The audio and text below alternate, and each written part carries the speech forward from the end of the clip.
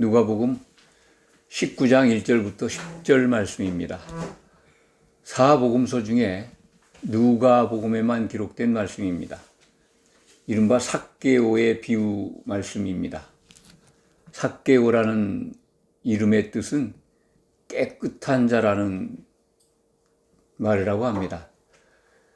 삭개오는 오늘 본문 기록의 말씀을 보면 세리장이고 부자였습니다.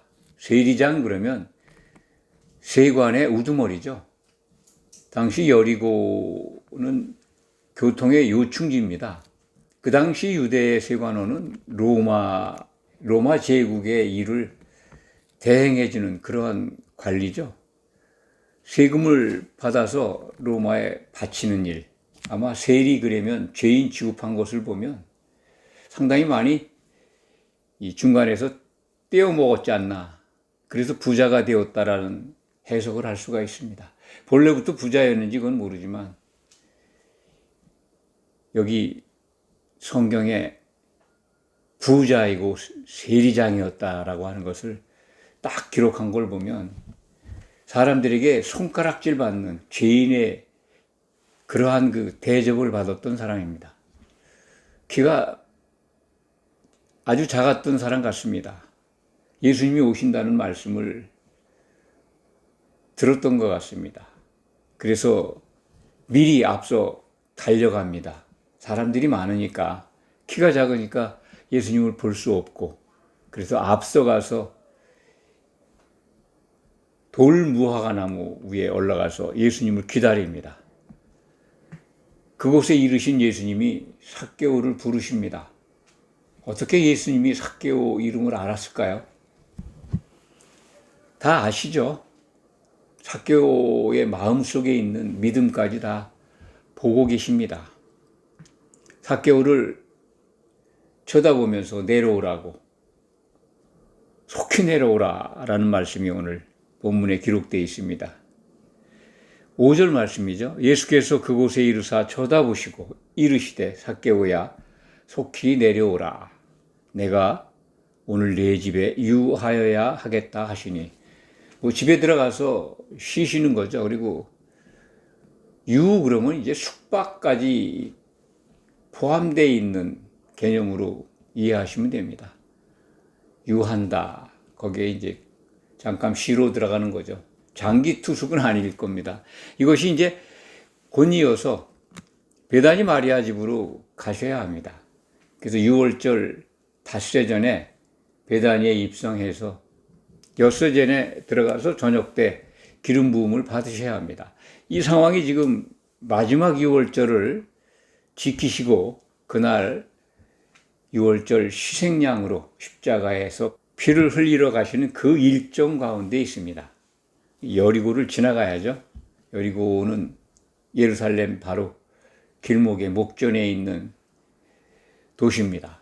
여호수아가 예루살렘 정복 때 맨 먼저 요단강을 건너서 여리고 성을 접수하죠. 하나님께서 성을 무너뜨려 버리시죠. 그런 역사가 있는 여리고 도시, 거기에서 예수님은 삭개오를 만납니다.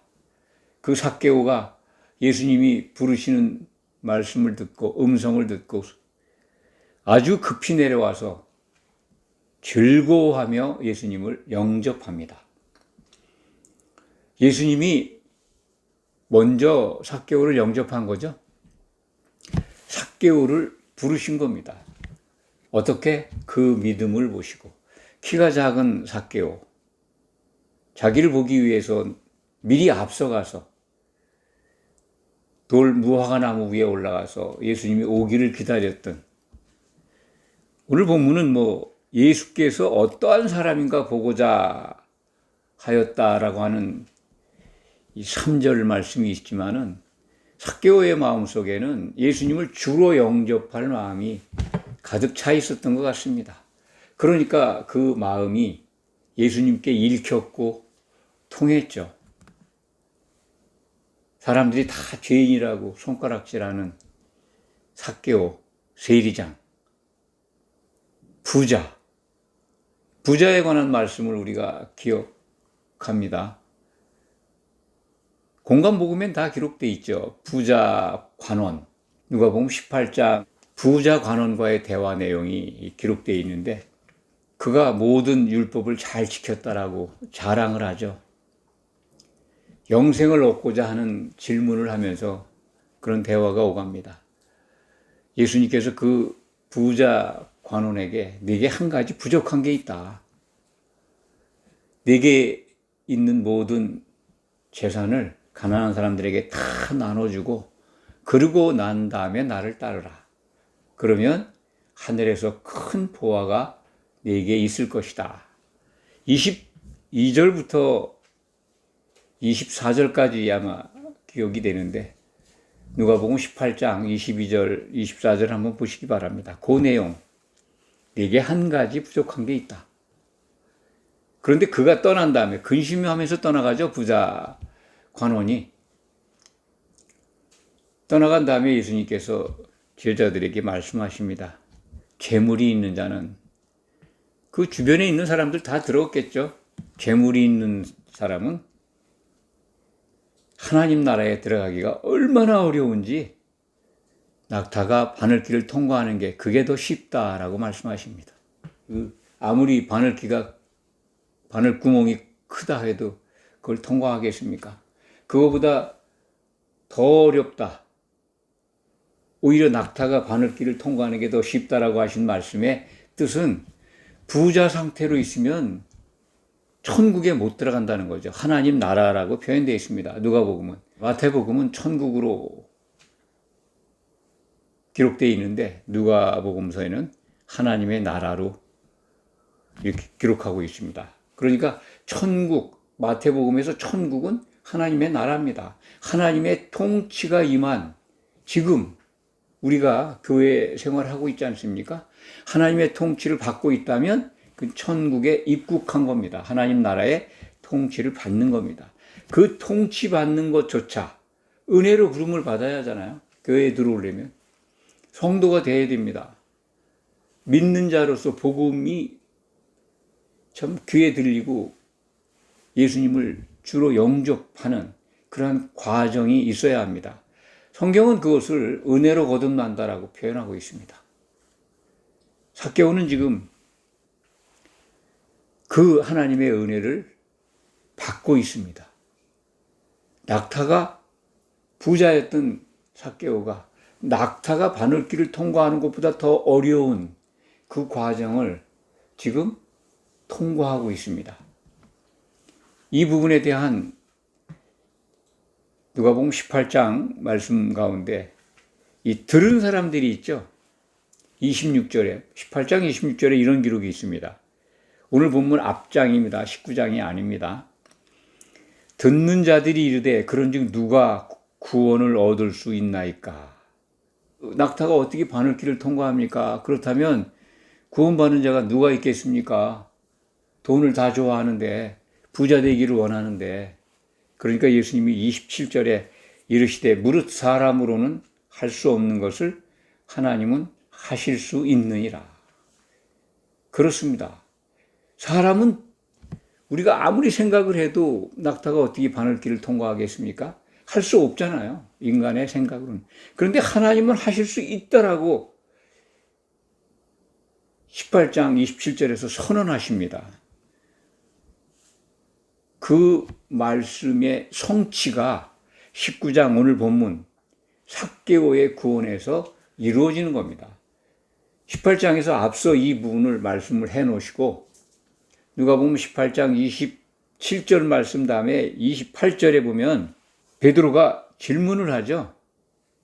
예수님께 주여 우리는 아시다시피 모든 걸 버리고 주님을 따랐습니다. 그러니까 예수님께서 내가 너에게 진실로 이르노니 가장 중요한 것들 세상에 재물, 부모, 아내, 자식, 형제를 버리고 나를 따르면 현세에서 배나 더 받고 내세에서는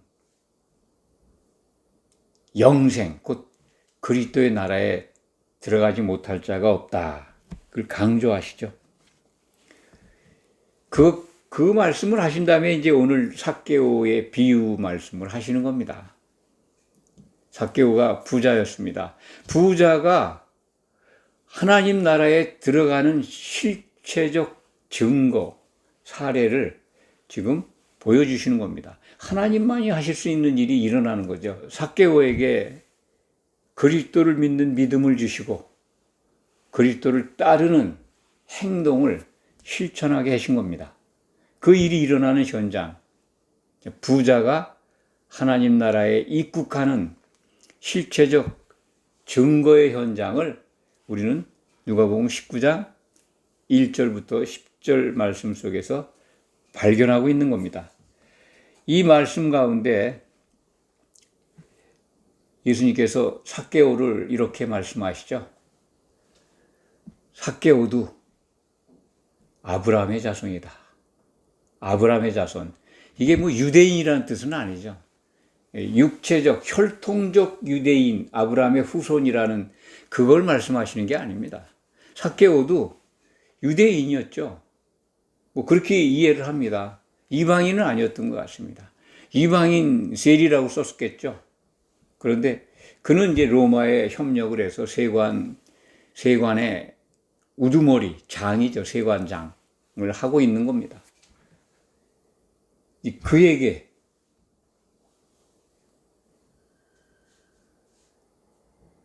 아브라함의 자손이라고 하는, 유대인들 생각할 때는 죄인을 아브라함의 자손이라고 하니까 수군거릴 수밖에 없잖아요. 아브라함의 자손이다.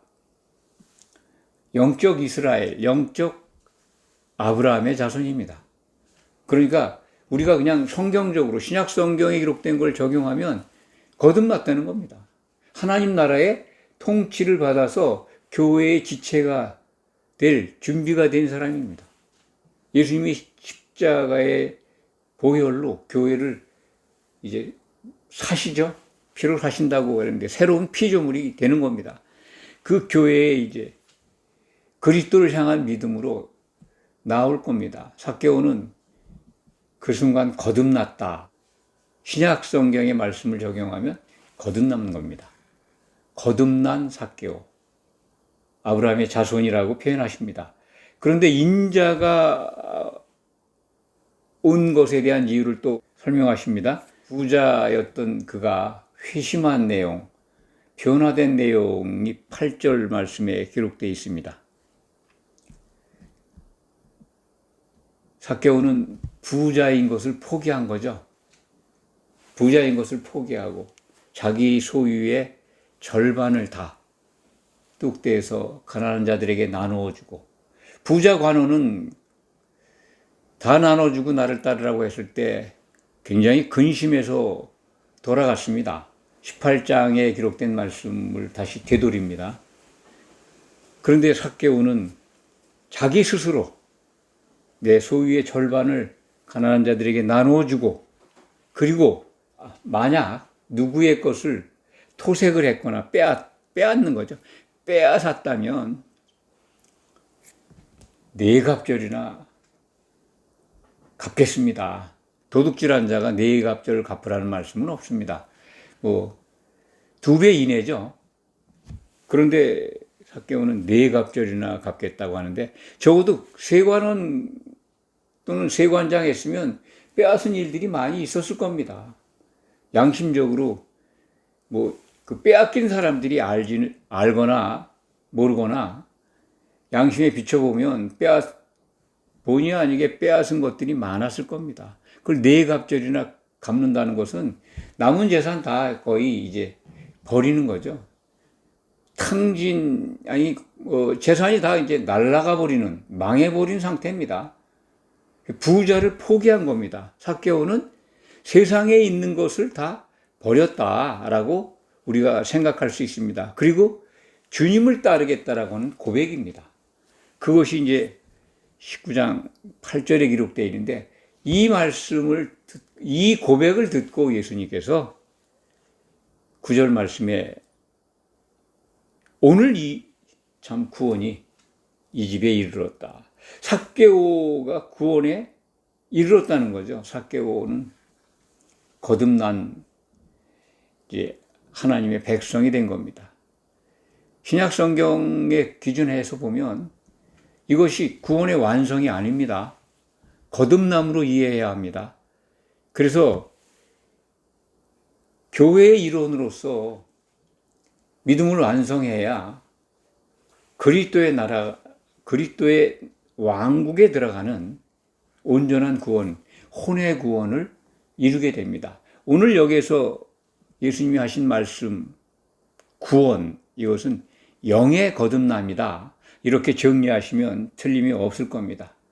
그리고 아브라함의 자손이라는 말씀을 앞서 말씀을 드렸습니다만 영적 거듭남 이렇게 이해하시면 됩니다. 육적인 혈통적으로 유대인이다 라고 하신 말씀이 아니다. 이 부분을 오해하지 마시기 바랍니다. 삭개오의 비유는 18장에서 앞서 설명하신 예수님의 말씀, 이 부자가 하나님 나라에 들어가기가 정말 어렵다, 불가능하다고 하는 말씀이 그것을 성취해 가시는, 부자가 하나님 나라에 못 들어가는데 하나님은 들어가게 하실 수가 있다라고 하신 그 말씀의 성취 장면이 바로 삭개오의 비유 말씀 속에 드러나 있다. 이렇게 정리를 합니다. 우리는 세상의 것에 집착을 버려야 합니다. 이 시대에 정말로 세상의 것에 빠져가는 교회를 보면서 교회는 오늘 삭개오 비유의 말씀을 통해서 정말 돌이켜야 합니다. 재물만 부자라고 해서 재물만 부자가 아니라고 해서 이 말씀에서 해당되는 게 아니지 않습니까? 그러니까 이 재물만 많다고 부자가 아닙니다. 재물이 없어도 세상 것을 좋아한다면 그들 또한 부자입니다. 세상을 좋아한다면 부자에 속하는 겁니다. 세상에 즐겁고 참 좋은 것들이 얼마나 많아요. 그런 것들이 다 모두 부자에 속한 내용들입니다. 그걸 다 버리라는 거죠. 삭개오처럼 다 버릴 때 하나님 나라의 통치를 받게 되고 구원에 이른다. 이 말씀을 꼭 기억하시기 바랍니다. 만약 부자라면 이 삭개오의 천국 입국 모델을 적용해서 영생하는 해법을 찾으시기 바랍니다. 기도하겠습니다. 아버지 하나님 감사합니다. 참으로 감사합니다. 이 말씀을 증거하게 해주셔서 감사합니다. 예수님의 이름으로 기도하옵나이다. 아멘.